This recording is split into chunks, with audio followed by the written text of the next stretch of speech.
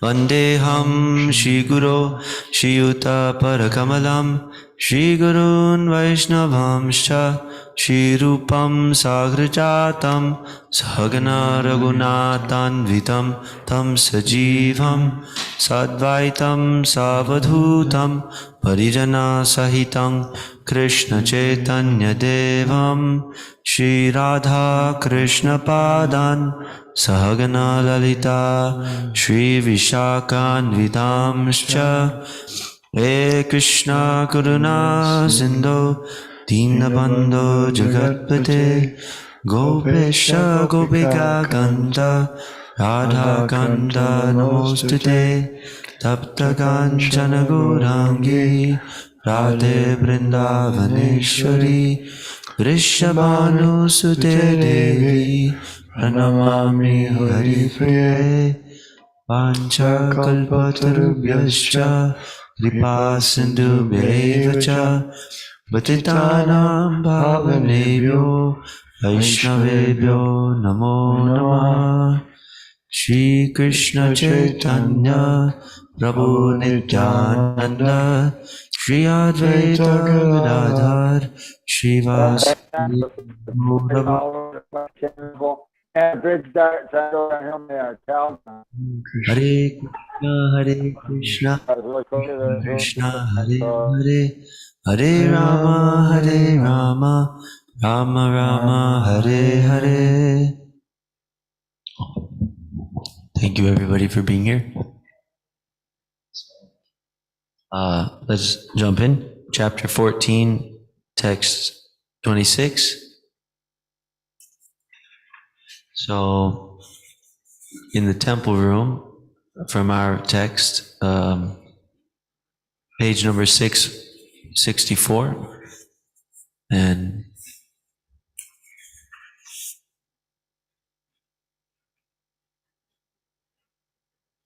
okay, so Sanskrit we'll chant together, and then we'll chant the English in unison as well. Here we go. Mam chayovya vicharena bhakti yogena sevate sagunan samatitaitan brahma bhuyaya kalpate. One who engages in full devotional service, who does not fall down in any circumstance, at once transcends the modes of material nature and thus comes to the level of Brahman. Text 27. Brahmano hi pratishtaham amritasya vyayasya cha shashvatasya cha dharmasya sukhasya ekantikasya cha. And I am the basis of the impersonal Brahman, which is the constitutional position of ultimate happiness, and which is immortal, imperishable, and eternal. Text number 1 of the 15th chapter.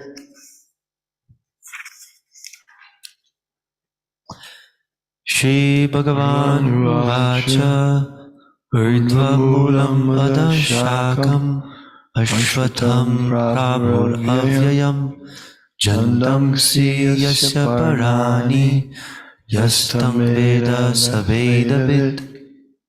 The Blessed Lord said, there is a banyan tree which has its roots upward and its branches down, and whose leaves are the Vedic hymns. One who knows this tree is the knower of the Vedas. Text 2. Adhashchurdvam prashtarastasya shaka guna prapridha vishaya pravala adhascha mulan yanusantitani karmanubandhini manushaloke. The branches of this tree extend downward and upward, nourished by the three modes of material nature. The twigs are the objects of the senses. This tree also has roots going down, and these are bound to the fruitive actions of human society. Text 3 and 4. Narupam asyeha tato palabhyate nanto nachadir nacha sampratishta Ashvatam enam suvridumulam asanga shastrena dridhena chitva tataparam tat parimargitatvayam yasmin gata na navitanti bhuya tam eva chadyam purusham prapadye yata pravritti prasrita purani. The real form of this tree cannot be perceived in this world. No one can understand where it ends, where it begins, or where its foundation is. But with determination, one must cut down this tree with the weapon of detachment. So doing, one must seek that place from which, having once gone, one never returns, and there surrender to that Supreme Personality of Godhead, from whom everything has begun and in whom everything is abiding since time immemorial. Text 5.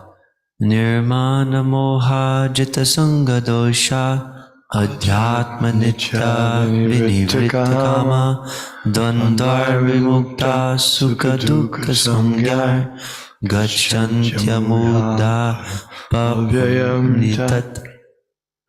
One who is free from illusion, false prestige, and false association, who understands the eternal, who is done with material lust, and is freed from the duality of happiness and distress, and who knows how to surrender unto the Supreme Person, attains to that eternal kingdom. Text number 6.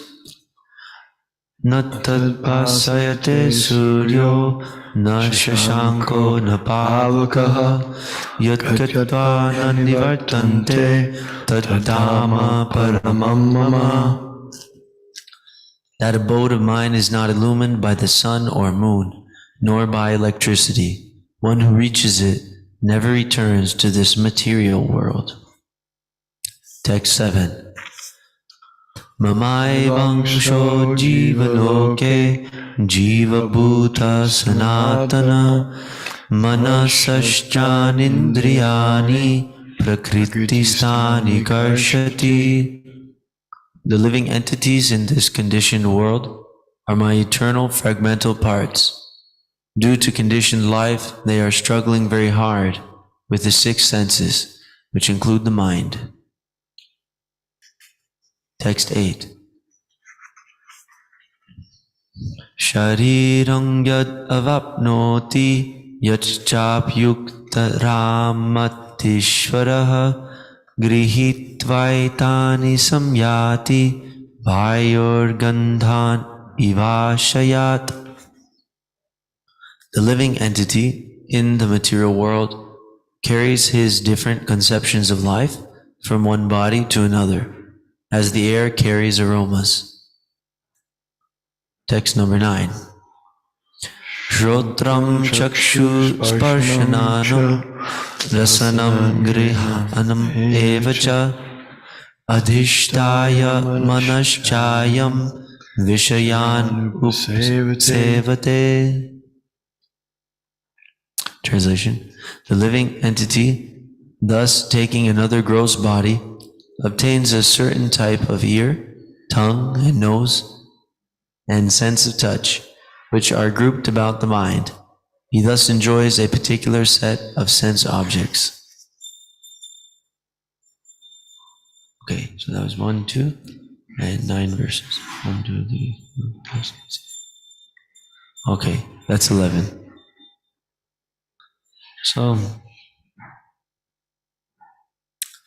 So now we'll return back to chapter 14, text 26.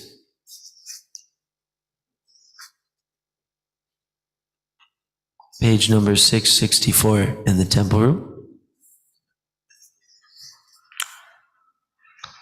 Okay, here we go. I'll read the translation. One who engages in full devotional service, who does not fall down in any circumstance, at once transcends the modes of material nature, and thus comes to the level of Brahman. Purport. This verse is a reply to Arjuna's third question. What is the means of attaining to the transcendental position?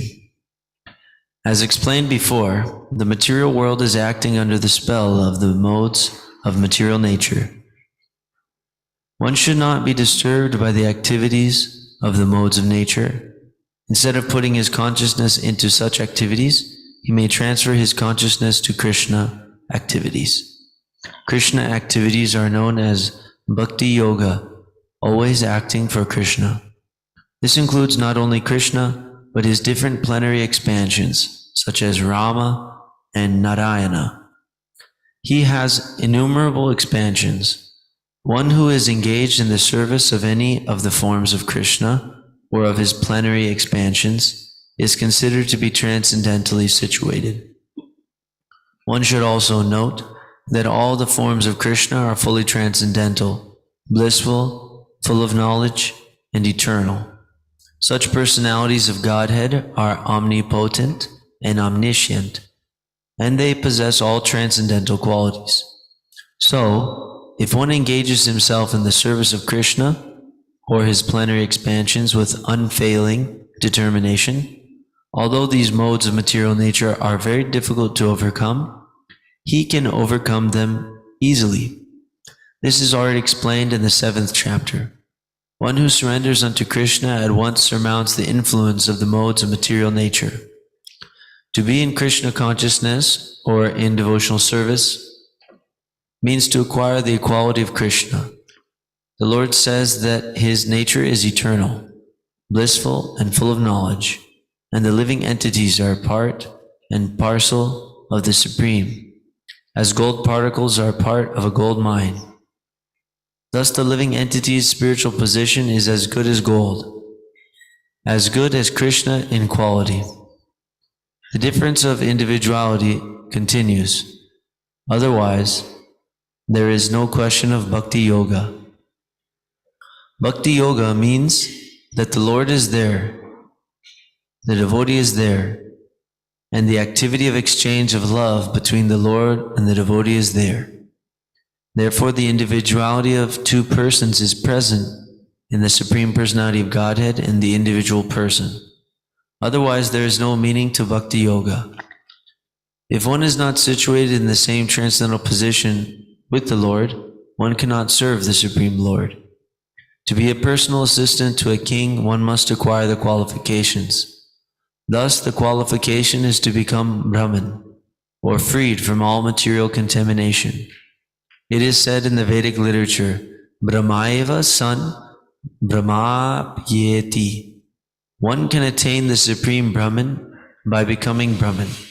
This means that one must qualitatively become one with Brahman. By attainment of Brahman, one does not lose his eternal Brahman identity as individual soul.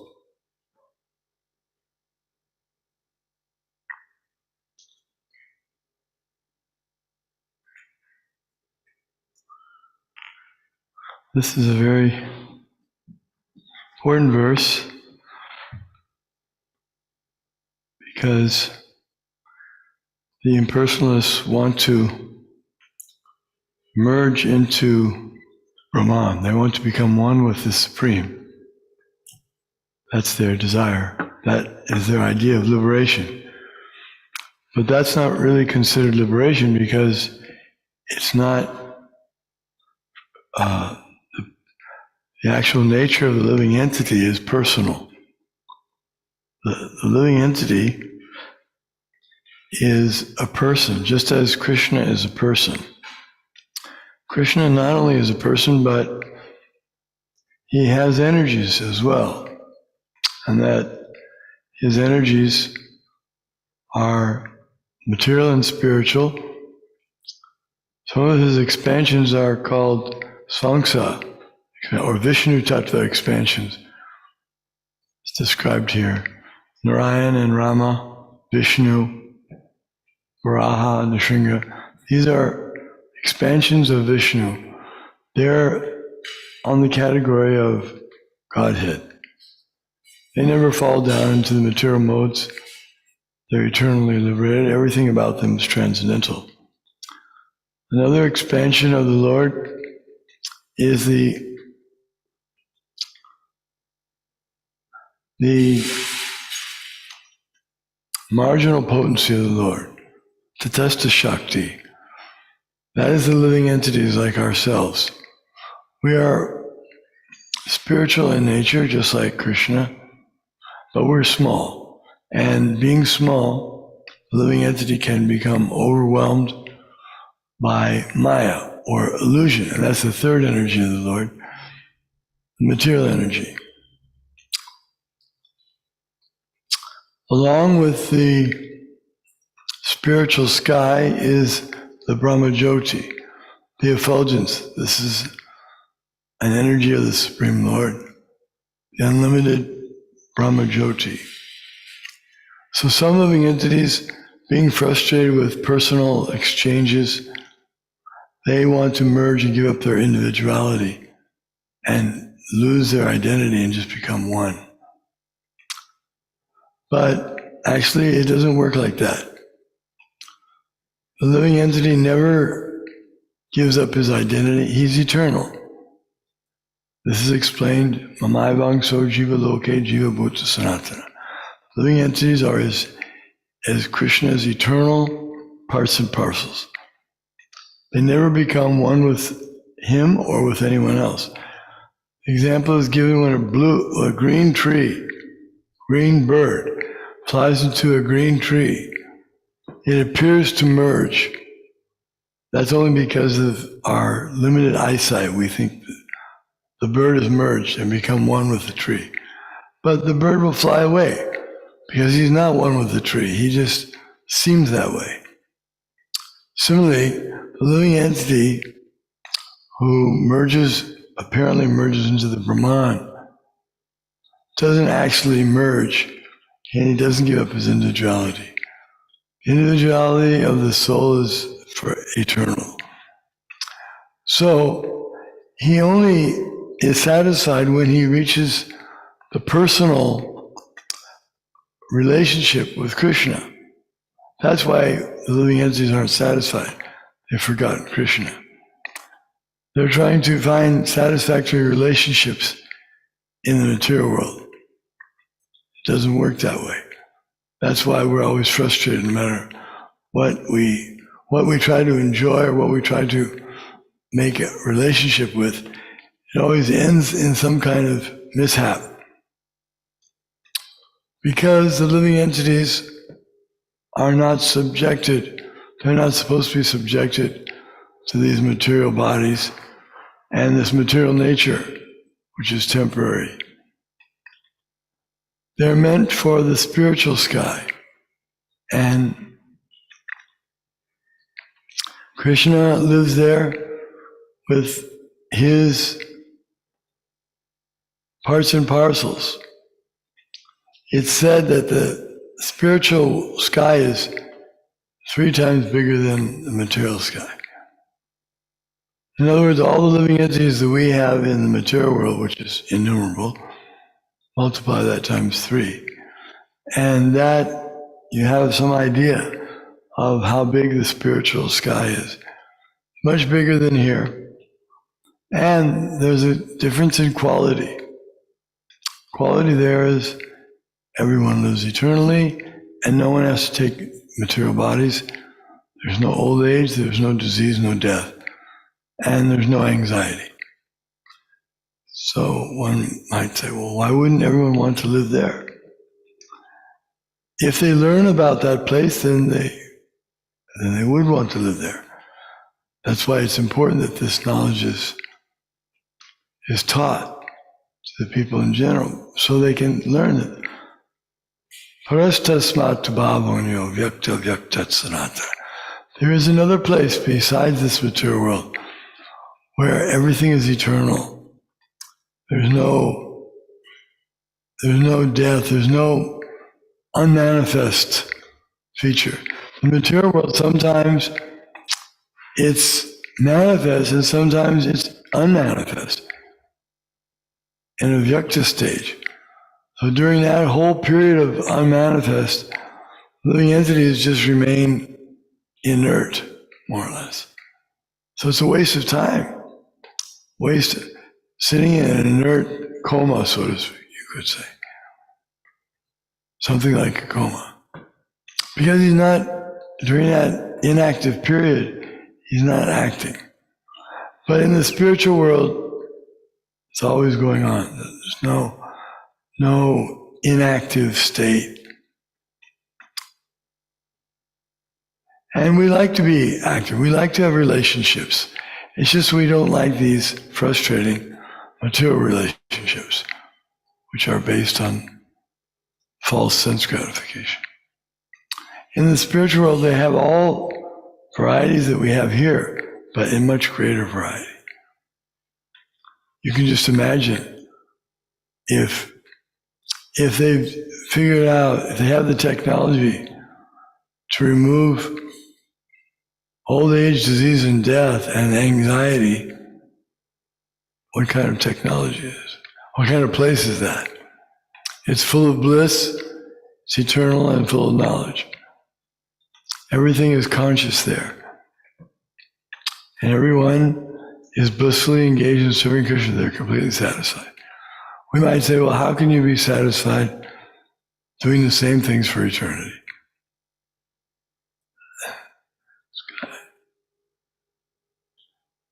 The same things means full of variety. Just like we're thinking, I could live here forever. I hope I live long. When we find out we're going to die, we immediately try to find some remedy. Is there some way I can get out of this? I don't want to die. I like living.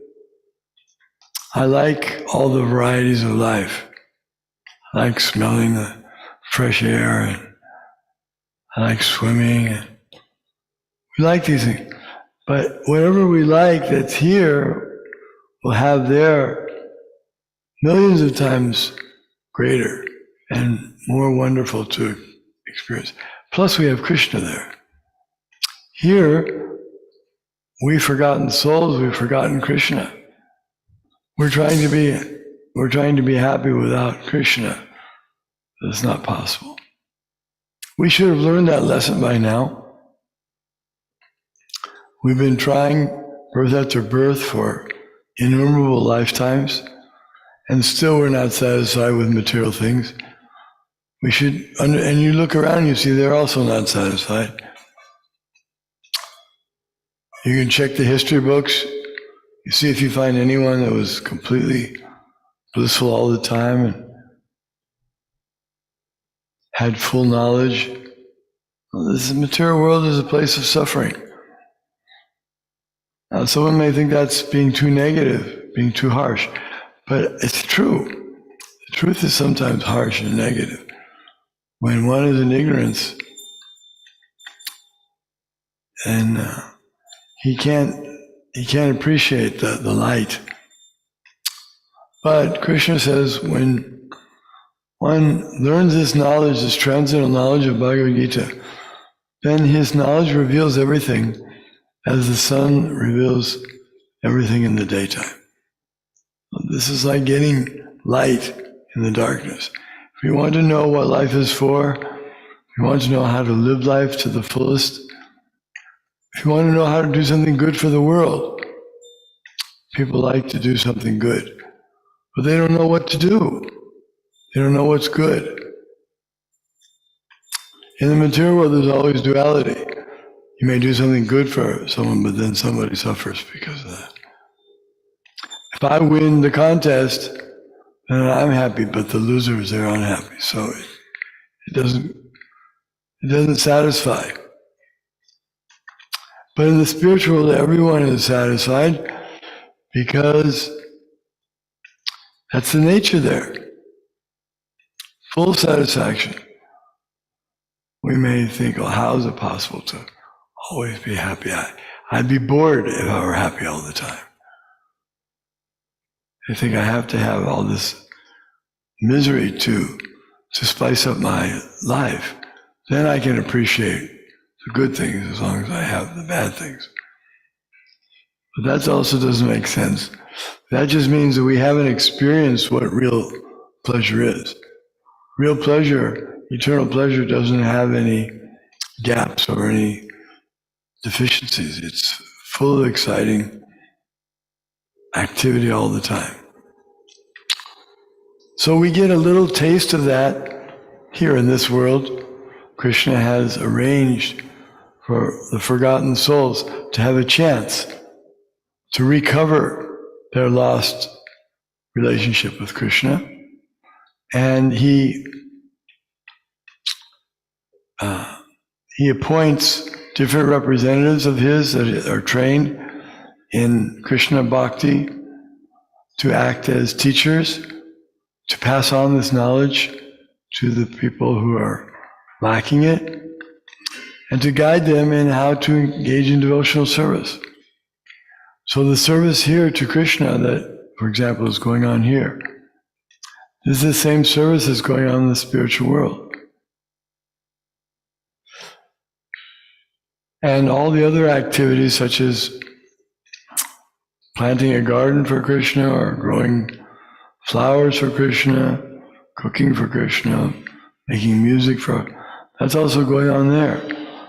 So we can perform these activities here and get a taste for what it's like to live in the spiritual world. And one who actually, this is the point here, one who actually engages in full devotional service, then he won't want to go back to the material world. He won't want to go back to try to exploiting nature, trying to take advantage of nature for his own senses. It's foolishness to think that one is this body. The body is simply made of dead matter. What appears to be alive is not actually alive, just like when one wears a glove and he moves the hand, the glove appears to be moving as if it has life. The glove has no life. It's because it's connected to the hand. Actually, the hand, the skin and bones and blood that make up the hand have no life either. It's the soul inside the body that activates. And that soul is activated by Krishna, the super soul. So we're activated by relationship with Krishna. And without it, we're like sleeping. Therefore, the Vedas say, Utishtata jagrata prapya varanda bodhita. Sleeping souls wake up and realize your true identity as being spirit souls. Hare Krishna. Thank you, Maharaj.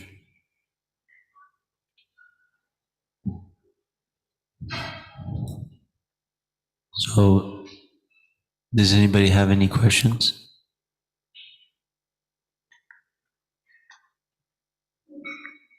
Any point? Which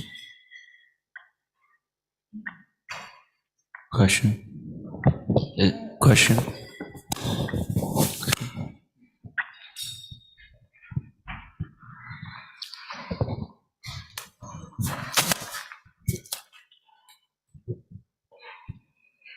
Maharaj, when we're here at the temple and we're doing service, is this our practice for entering the spiritual world? That's why we try to do our best, because in the spiritual world, if you're in front of Krishna, you do your best because you want to do your best because you love him. Is that correct? Yes, and the love here that we have, we're trying to develop it more. The more we learn about Krishna, the more we associate with Krishna, the more the love actually develops. And that love is not stereotyped. It's not, again, it's not a conditional love. It's eternal. It's the real thing we're looking for. And this is, so as we develop it, it begins with Shraddha, means faith. If one has little faith, then he hears about Krishna. And maybe he comes to visit Krishna, see the temple. That's with a little faith. Then when that faith increases, he wants to associate with the devotees of Krishna. So he enjoys their association and he starts coming more to associate with devotees. Then the next stage is, as his faith increases, he wants to do more service. He wants to be more of a important part of Krishna's movement, of Krishna's activities. Wants to go further. Then he takes initiation from the spiritual master. He engages in devotional service, and he becomes steady. He gives up unwanted habits, and he becomes steady, fixed in his devotional service, so that he's not always flickering. Sometimes he wants to serve Krishna, sometimes he wants to serve Maya, sometimes he wants to be the enjoyer, sometimes he wants to be the servant. When he's fixed up, he's happy serving, and he doesn't have any other desires. Then he gets taste. The taste for devotional service increases, becomes very blissful. And just like in the beginning, if someone is asked to get up early in the morning, it may be a little difficult because he's not accustomed to doing it. So it may be a little troublesome. But after some time, and he gets some taste for devotional service, he likes to get up early so he can do more service for Krishna. He wants to give up sleeping, which is in one sense a waste of time, or at least it's not the finest use of time, especially if it's overdone. So he wants to try to improve himself, become a better servant. He has an actual taste for it. And then there's higher stages of attachment to Krishna. And then there's bhava, ecstasy, and prema ultimately. So these are all different stages of love for Krishna, and they're based on faith. So as we go on serving Krishna, Krishna reveals. He reveals the pleasure, he reveals the bliss and the knowledge, so that one is enjoying himself. This is a difficulty for non-devotees. They can't understand why the devotees seem happy. And even they seem happy, but they may not have the things that you're supposed to have for happiness in the material world. Because in the material world, they think you're supposed to have A, B, C, and D, then you can be happy. And the devotees don't necessarily have those things, but still they're happy. And so why is that? Because it's spiritual happiness. It doesn't depend on material circumstances. One can be completely satisfied if he's fully in Krishna consciousness, even if it's a very awkward material situation. Rayana para sarvena kataschana bibhati, svarga bhavarga, nadakeshu apitu yarta darshana. There's a verse spoken by Lord Shiva to his wife. He says, the devotees of Krishna are extraordinary. They're wonderful because they don't care whether they're in heaven or in hell. They're happy serving Krishna. So that's amazing what kind of determination that is. So we should not necessarily give up all the relationships of the material world, but see them in the proper light. In other words, my relationship can be there with those who are innocent and they don't know about Krishna consciousness. So I can act as a helper. I can have compassion on them, try to help them know about Krishna. And when I am associating with those who are on my level, then make friendships. And if I'm associating with those who are superior to me spiritually, I can offer service to them. In this way, relationships become very nice. And the service becomes very nice.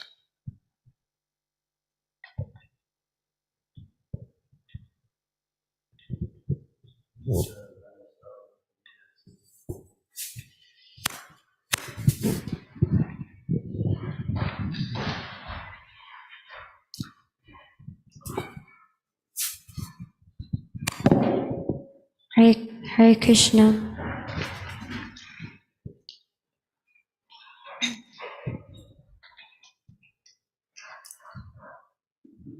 Thank you, Maharaj, for sharing. Please forgive me. My mind is so dull that I couldn't formulate a question, but I do have many appreciations. You mentioned earlier that about the spiritual world and how one person might think that there's not so much facility, like, oh, they're doing the same thing every day. But there's a lot of variety. I like that you mentioned that. I heard a devotee once speak about this, and they were talking about the cowherd boys running on a painting. And he was joking, saying, oh, what do you think? The cowherd boys are just going to run off the painting and then turn around and run back into the same scene? No, it's the spiritual world is so vast. And I also appreciate you describing our love for Krishna and how it could develop. I guess the question now is, how do we develop that steadiness? This question arises often, and I can't help but ask it over and over again. How we develop steadiness? Well, we go through the stages. If we've reached the stage of getting rid of unwanted activities, if we've reached the stage of having taste and following the instruction of the spiritual, then we go step by step. Just as how does one become a PhD in some particular field or an expert of something? It doesn't happen immediately. It takes time and he cultivates. How does one get some nice pomegranates from a pomegranate tree? He has to sow the seed and wait for some time. Be patient, go on with his service. So he goes on serving, and as Krishna appreciates the service of the devotee, he rewards them accordingly.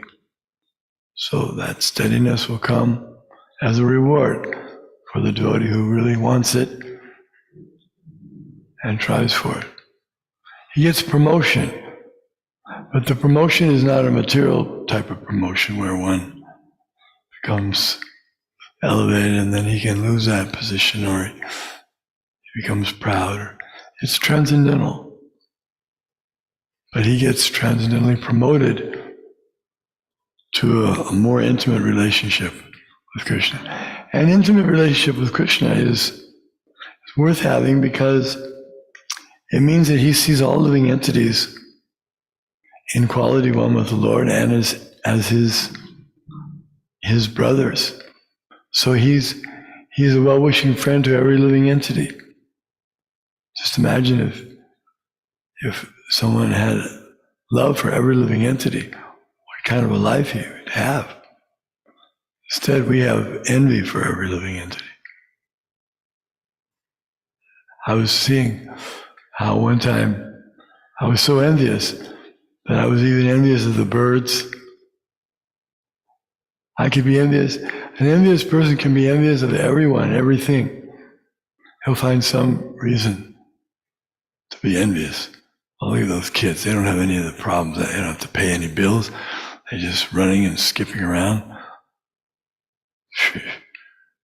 And I have to stay here and pay the bills, and I have to have all this anxiety. And everyone's got their advantages. And an envious person is always miserable because he's never satisfied with what he has. But a Krishna conscious person has no envy. He has everything. So he can be the best friend of all living entities, like Krishna.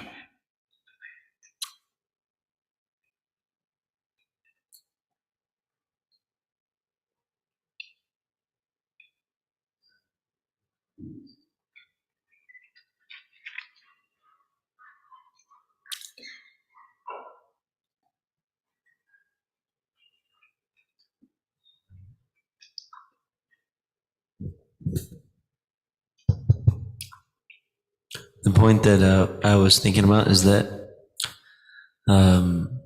we progress on this path by engaging in the devotional service, and luckily we have our guide, which Krishna has provided to us. Srila Prabhupada has given us the system, and it's presented in his books very systematically, and we can become convinced, and we can see the devotees are convinced to certain degrees themselves. And so when we apply it, we're applying that system which is being passed down through the acharyas to stay engaged in service. And it's really nice because the essence or the foundation is the chanting of the holy name. And more or less that's the practical activity, you know? When we get done with the class, then we'll be thinking, I want to serve Krishna. How do you do it? You chant Hare Krishna. No? Or you read more. Sometimes you take prasadam also. Yeah. So that's important for us. So thank you very much. Thank you very much, Maharaj, and everyone for being here. Srimad Bhagavad Gita ki jai, Srila Prabhupada ki jai. All glories to the assembled devotees.